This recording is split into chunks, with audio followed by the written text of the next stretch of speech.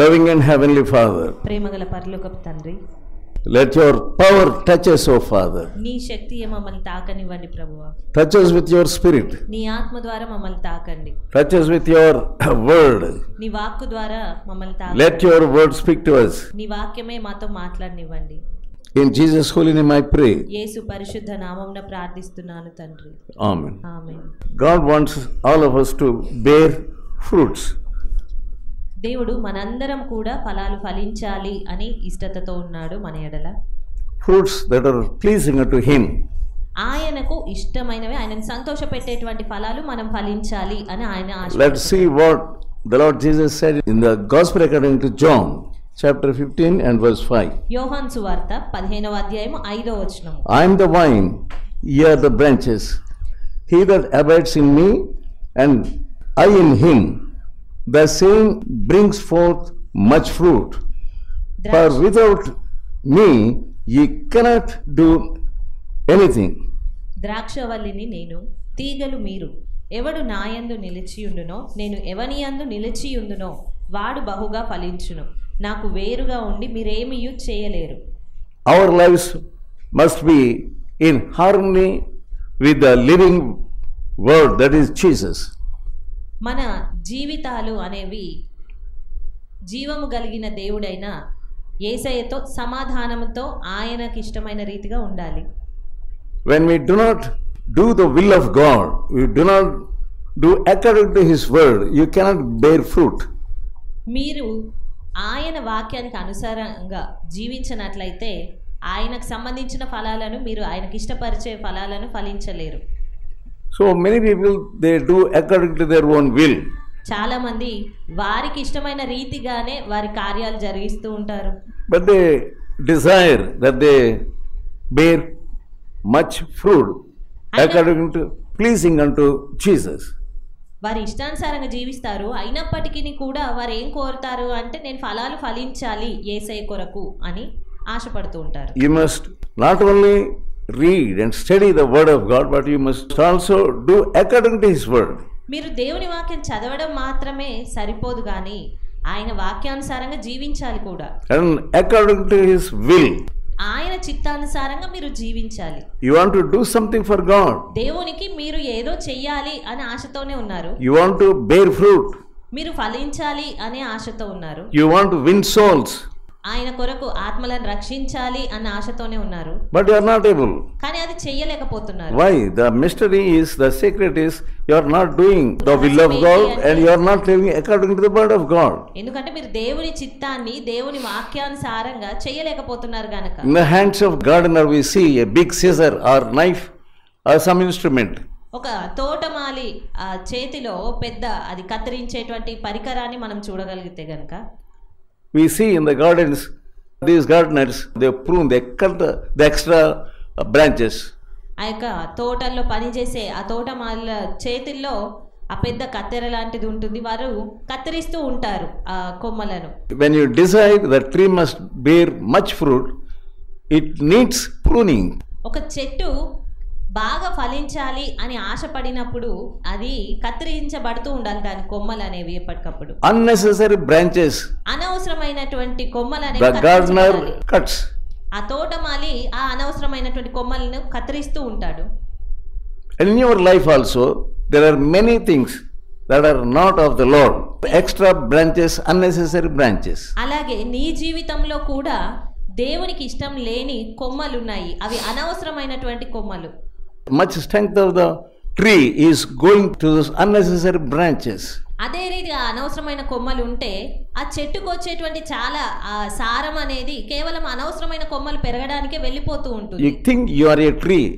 ఒకవేళ మీరే ఒక చెట్టు వలె ఊహించుకుంటే, So in your life also, మీ జీవితాల్లో కూడా if you are not able to leave them, మీరు ఆ కొమ్మలను, అనవసరమైన కొమ్మలను విడిచిపెట్టనట్లయితే, the gardener, Jesus himself, he will prune. యేసుక్రీస్తే ఆయనయే స్వయంగా ఆ యొక్క అనవసరమైన కొమ్మల అన్నింటినీ కత్తిరిస్తారు. You must become poor in the spirit. మీరు దీనత్వంను కలిగి ఉండాలి దాని కొరకు. So we see the words of Jesus, blessed are the poor in the spirit. Matthew 5th chapter. మత్తయి సువార్త 5వ అధ్యాయంలో మనం చూస్తాము. And verse 3. దీనులైన వారు ధన్యులు అనేటువంటి మాట. If you do not become poor, He will prune you to become poor in the spirit.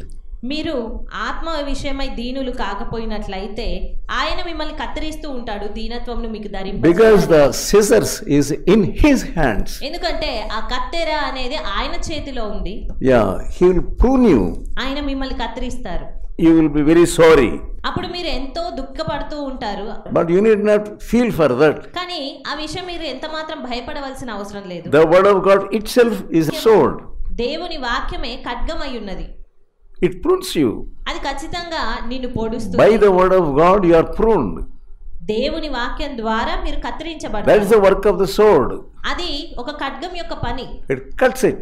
అది ఖచ్చితంగా కత్తిరించాలి. You need not feel sorry for the pruning. దానికి ఆ కత్తిరించబడుతున్నందుకు మీరు దుఃఖించవలసిన అవసరం ఎంత మాత్రం లేదు. Of course you have some sadness and sorrow. మీకు కొంత దుఃఖము బాధ అనేది ఉంటుంది. Because that malignant growth is cut off. ఎందుకంటే అంత గొప్పగా పెరిగినటువంటి విషయము నీలో నుంచి అది అకస్మాత్తుగా కత్తిరించబడుతుంది అనేటువంటి దుఃఖం ఉంటుంది. We see in the Psalm 19. కీర్తనలు 19వ అధ్యాయము. The heavens declare the glory of God.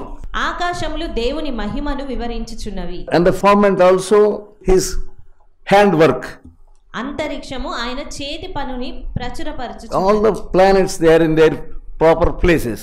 ఎన్నో గ్రహాలు ఉన్నాయి, మరి అవన్నీ కూడా వాటి వాటి స్థానంలోనే ఉంటాయి. So the universe is going ahead. అంతరిక్షం అనేది అది కదులుతూ ముందుకెళ్తూ ఉంది. They are working as the Lord ordered. దేవుడు వాటికి ఆజ్ఞాపించిన రీతిగా ఆ గ్రహాలు అనేవి పనిచేస్తూనే ఉన్నాయి. Properly. సరైన రీతిగా అవి పనిచేస్తూ ఉన్నాయి. But man is not working properly. అవి చేస్తా ఉన్నాయి కానీ ఒక మనిషి మాత్రం దేవుడు చెప్పిన రీతిగా పని చేయలేకపోతా ఉన్నాడు. So if you are in the proper will of God, in the proper way according to the word of God, there will be no resentment at all in your life. మీ జీవితాల్లో కూడా మీరు దేవుని యొక్క సరియైన చిత్తములో ఉంటే మీ జీవితాల్లో కూడా ఎలాంటి పరితాపం అనేది ఉండదు. Second verse of the same psalm. ఇదే కీర్తనలో 2వ వచనం. పగటికి పగలు బోధ చేయుచున్నది, రాత్రికి రాత్రి జ్ఞానము తెలుపుచున్నది. Yeah, we get so much of knowledge when we see the whole universe. ఈ అంతరిక్షం ఈ విశ్వం అంతటిని చూసినప్పుడు మనకు ఎంతో జ్ఞానం అనేది కలుగుతుంది. You must spend time. దానికి మీరు కొంత సమయం కేటాయించాలి. You sit somewhere. ఎక్కడైనా మీరు కూర్చోవాలి. On the top of a hill. కొండ పైన కూర్చోవాలి, లేదా at the seashore. సముద్ర తీరాన కూర్చోవాలి. Or at the bank of a river. లేదా ఒక నదికి ఒడ్డున అయినా కూర్చోవాలి. Go to some jungle or forest and sit there. లేదా ఒక అరణ్యానికి వెళ్ళైనా అక్కడ కూర్చోవాలి. Don't be afraid of some lion or tiger or a leopard. సింహానికో పులికో దేనికో మరి భయపడవలసిన అవసరం లేదు, వెళ్ళి అరణ్యం. But David spent so much time in the woods. దావీదు అరణ్య ప్రాంతంలోనే ఎంతో సమయం అనేది అతను గడిపాడు. So he had much knowledge in his head, in his heart. ఆ రీతిగా తనకి ఎంతో జ్ఞానం అనేది లభించింది. Instead of thinking about other things, waste things, అనవసరమైన వ్యర్థమైన విషయాలను తలంచడానికి బదులుగా get into prayer and you will have the images of many things in this planet. అనవసరమైన విషయాలను పక్కకు పెట్టి ప్రార్థనలో కూర్చుంటే ఎన్నో అద్భుతకరమైనటువంటి విషయాలు మీ ఊహకు అందగలుగుతాయి. Read the word of God. దేవుని వాక్యాన్ని చదవండి. Especially the Psalms of David. దావీదు రాసిన కీర్తనలను మీరు చదవండి. We see his mind. అతని మనసు ఏంటో మీకు అర్థమవుతుంటుంది. The mind of God. దేవుని మనసు మనం అర్థం He చేసుకోవాలి. had prophecy in his heart. అతడు తన హృదయంలో ప్రవచించగలుగుతా ఉన్నాడు. He was a great prophet also. అతను ప్రవక్త కూడా. He prophesied about the crucifixion of Jesus. అతను యేసుక్రీస్తు యొక్క శిలువ మరణం గురించి ప్రవచించాడు. And the sufferings of Jesus. అదే రీతిగా యేసు శ్రమలను గూర్చి ఆయన ప్రవచించాడు. He had the mind of God. అతనికి దేవుని హృదయము, దేవుని మనసు ఉంది. God gave him scriptural prophecies, images. లేఖన భాగంలో ఉన్నటువంటి ఆ ప్రవచనాలనే దేవుడు అతనికి ముందుగానే తెలియపరిచాడు. He was satisfied with the word of God. అతడు దేవుని వాక్యాన్ని బట్టి సంతృప్తిగా ఉన్నాడు. He was enjoying the word of God. సంతోషించాడు వాక్యాన్ని బట్టి. He is so happy.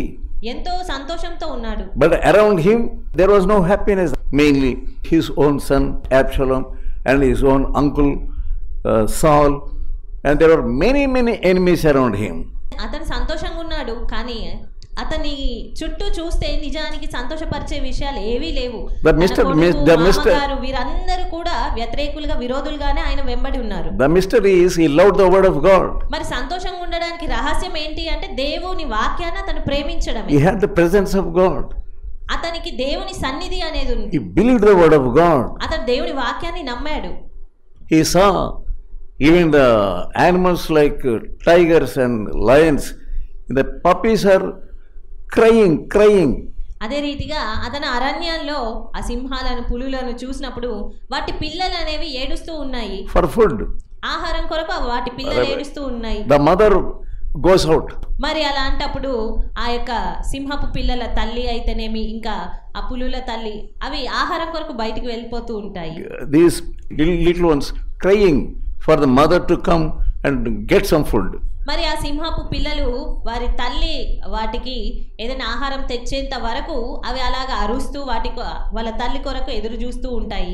David was observing all these things. దావీదు ఈ విషయాలన్నిటిని కూడా పరీక్షిస్తూ ఉన్నాడు, చూస్తూ ఉన్నాడు.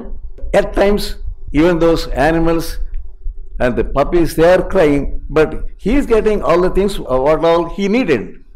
అక్కడ అతను చూస్తున్నప్పుడు ఆ సింహపు పిల్లలైనా కానీ ఆకలితో అరుస్తూ ఉన్నాయి కానీ దేవుణ్ణి బట్టి ఇతను మాత్రము అట్లాంటి అవసరతతో ఎన్నడూ లేడు. From the cave he was looking at the sky and the firmament.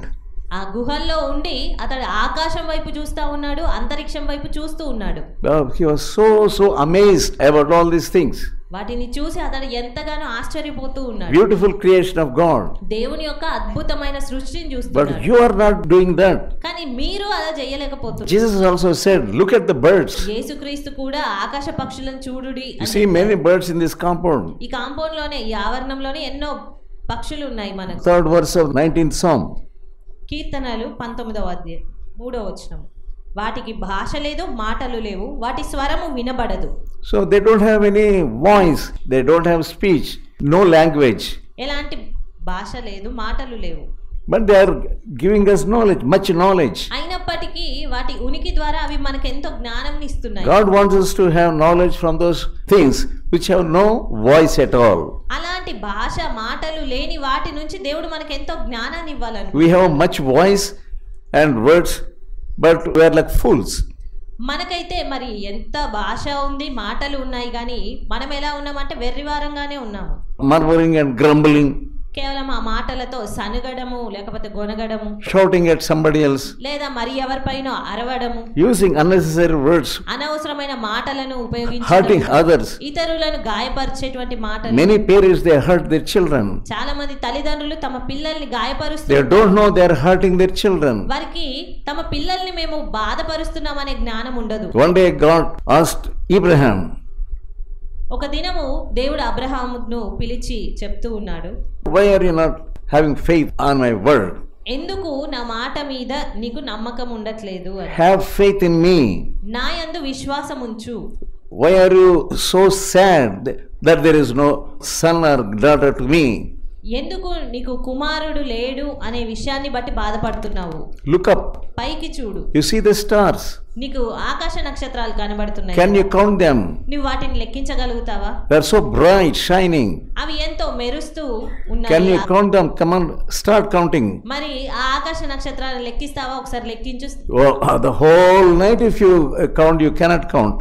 రాత్రంతా కూర్చొని ఒకవేళ నువ్వు లెక్కించాలనుకున్నా నువ్వు ఎంత మాత్రం లెక్కించలేవు. But your seed will be like this. మరి నీ సంతానం అనేది ఆ రీతిగా అవుతుంది. Can you count the sand? నీవు ఆ యొక్క ఇసుక రేణువులను లెక్కించగలుగుతావా? You can't. నువ్వు చేయలేవు. But I'll make your seed like that. అదే రీతిగా నేను నీ సంతానాన్ని లెక్కింపలేనంత విస్తారంగా చేస్తాను. So he believed the words of God. అతడు దేవుడు చెప్పినటువంటి మాటలను నమ్మాడు. Is there anything too hard for the Lord? God said. దేవుడు నాకు అసాధ్యమైనది ఏదైనా ఉందా అని అతనితో చెప్పాడు. There is nothing too hard for me. ఆయనకు అసాధ్యమైనది ఏదీ లేదు. He waited on God and had faith in God. మరి అలాంటప్పుడు అబ్రహాము దేవుని యందు విశ్వాసం ఉంచాడు, వేచి ఉన్నాడు. God proved him his life. దేవుడు అతని జీవితాన్ని ఎప్పటికప్పుడు కత్తిరిస్తూ వచ్చాడు. Yeah, to get the seed, he went to a servant woman. సంతానము కలగాలి గనక అతడు తన దాసితో వెళ్ళవలసి వచ్చింది. That is Hagar. ఆమెనే హాగరు.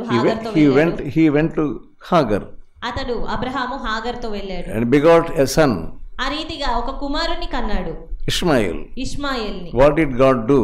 ఆ తర్వాత దేవుడు ఏం చేస్తున్నాడు? He pruned him, అతన్ని కత్తిరిస్తున్నాడు. తన cut జీవితంలో off Hagar, హాగర్ను తీసివేశాడు, cut off Ishmael. ఇష్మాయేల్ని కూడా తీసివేశాడు.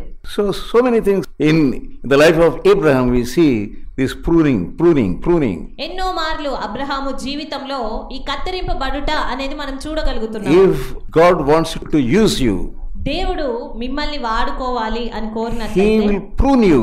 ఆయన మిమ్మల్ని కత్తిరిస్తాడు. మీ You desire many things in your life. మీ జీవితాల్లో మీరు ఎన్నో విషయాలను కోరుతున్నారు. He will prune which is not of God.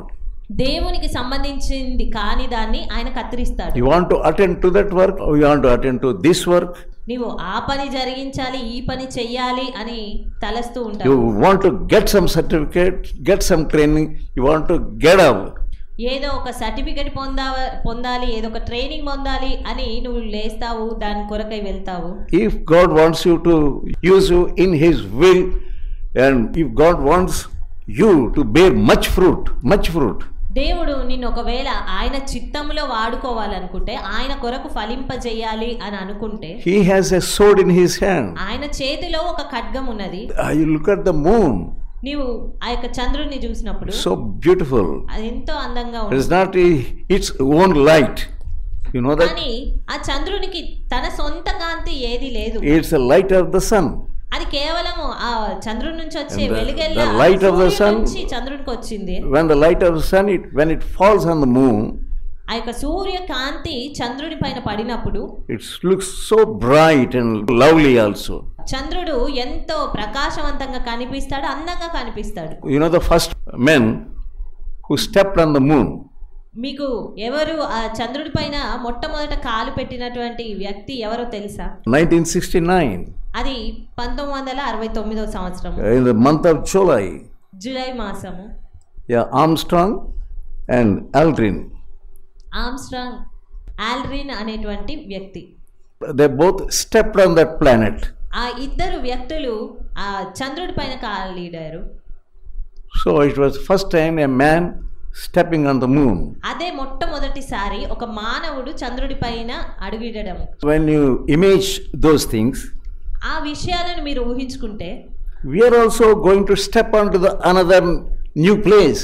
మనం కూడా ఒక నూతనమైనటువంటి స్థలంలో అడుగు పెట్టబోతున్నాం. What is that new place? ఏంటి ఆ యొక్క నూతన Very స్థలం? beautiful place than earth. ఈ భూమి కంటే కూడా ఎన్నో 1000 రెట్లు ఎక్కువ అందమైనటువంటి స్థలంలో మనం అడుగు పెట్టు. Shining brightly, and it's a living place. ఎంతో ప్రకాశమానమైనటువంటి జీవము కలిగినటువంటి స్థలంలో అడుగు We పెట్టాలి. did not go there.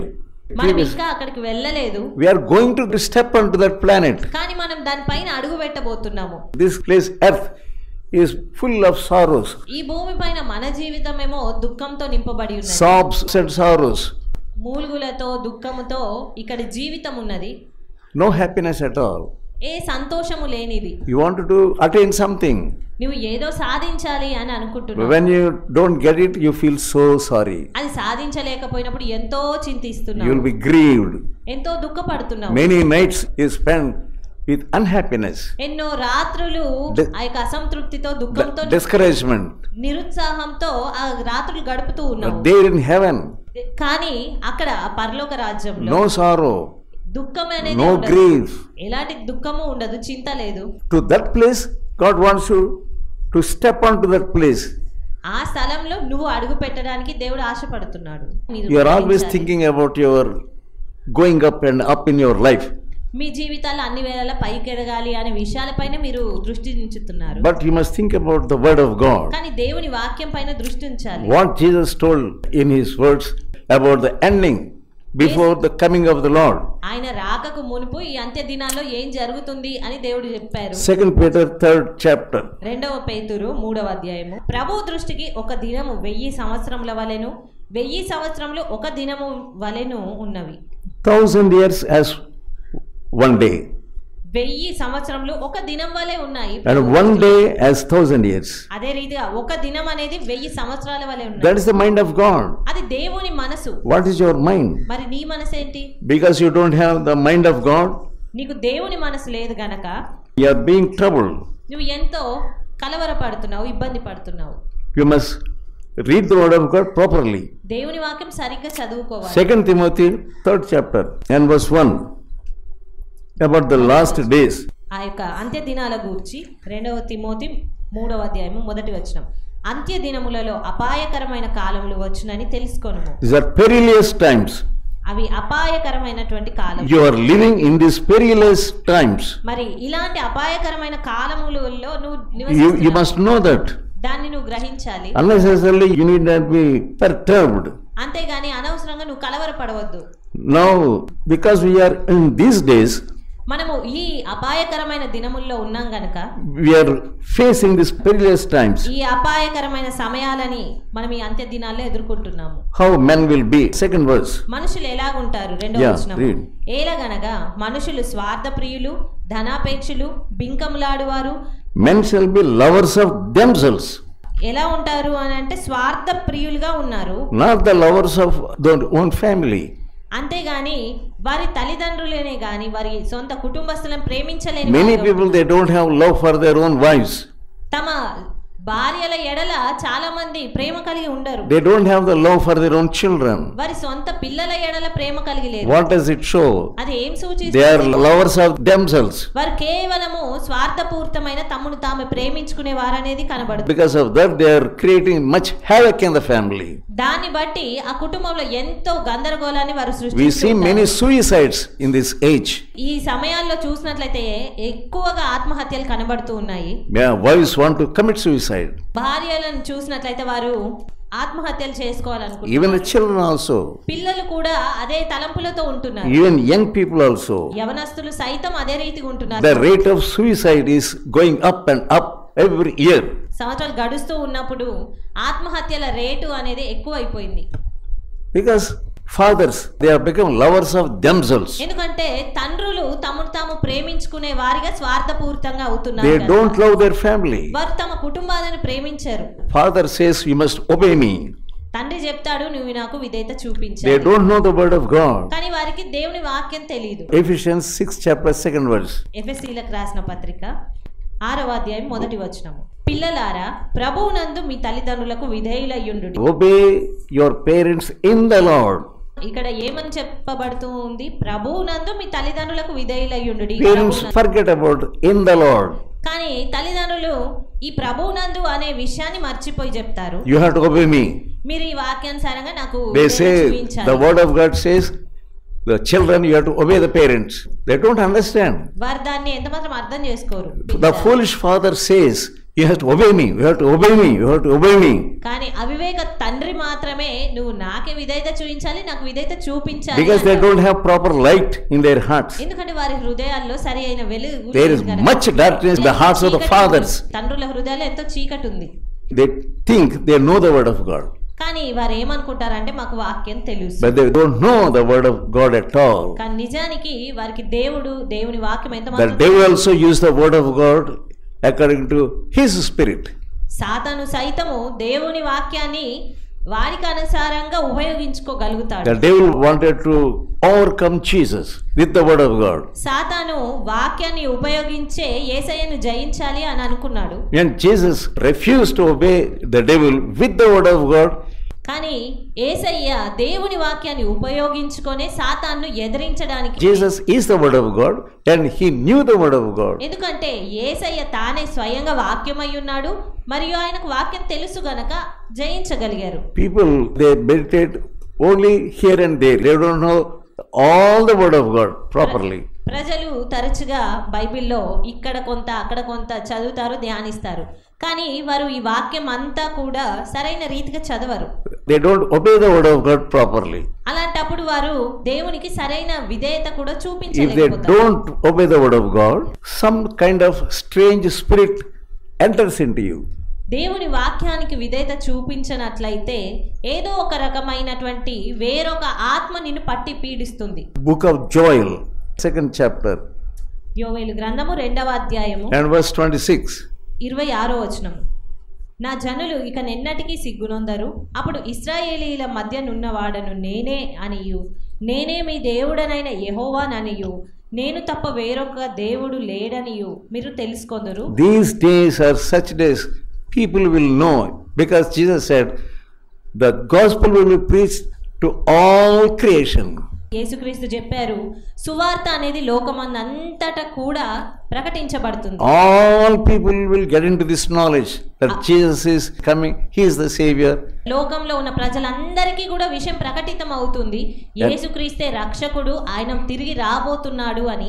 Many ministries have come ఎన్నో సావాసాలు వస్తాయి and preaching the word of God దేవుని వాక్యాన్ని to బోధించబడుతుంది. all continents and countries, అలాంటప్పుడు అన్ని ఖండాలు అంతటా ఉన్న ప్రజలందరూ even to కూడా వాక్యం వింటారు. the forest area, అరణ్యాల్లో ఉన్న ప్రజలు సైతం వాక్యం all అందుతుంది. islands. ద్వీపవాసులకు సైతం వాక్యం అందుతుంది. That is the main thing you have to do. అది నువ్వు చేయవలసిన ప్రాముఖ్యమైన విషయం. Come to him, ఆయన యొద్దకు రా, God will use you. దేవుడు నిన్ను వాడుకుంటాడు. Great rain is coming, గొప్ప వాన అనేది the రాబోతుంది. latter rain is coming. ఆ కడవరి వాన రాబోతుంది. God wants to use everyone. దేవుడు ప్రతి ఒక్కొక్కరిని వాడుకుంటాడు. Let us pray. ప్రార్థించుకుందాం.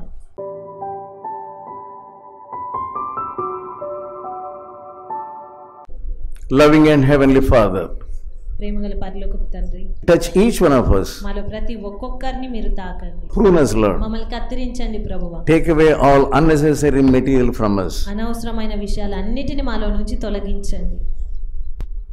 Let your spirit and fire come upon us.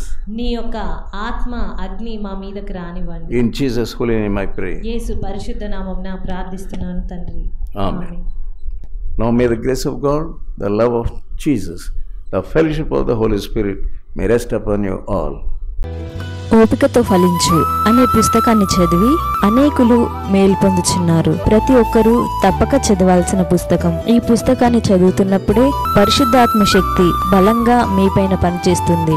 ఈ ఆధ్యాత్మిక పుస్తకం కొరకై వెంటనే మమ్ములను సంప్రదించండి. సమర్పణ పత్రిక. ఈ పత్రిక మిమ్ములను సూక్ష్మంగా పరిశీలించి దైవవాక్యాన్ని అందించి మీ జీవితంలో విశ్వాసం యొక్క అవసరతను తెలియజేస్తుంది. ఈ పత్రిక చదివిన కొందరు రక్షణ పొందడమే కాక దైవ సేవలో కూడా పాల్పొందుచున్నారు. మరెన్నో ఆధ్యాత్మిక పుస్తకములు మీ కొరకు సిద్ధంగా ఉన్నవి. మా చిరునామా బి ముఖర్జీ సమర్పణ మినిస్ట్రీస్, చిన్నగొల్లపాలెం, వయా మొగుల్తూరు, పశ్చిమ గోదావరి జిల్లా. Pin code 534281. మా ఫోన్ నంబర్ 9542037489, 9390108373.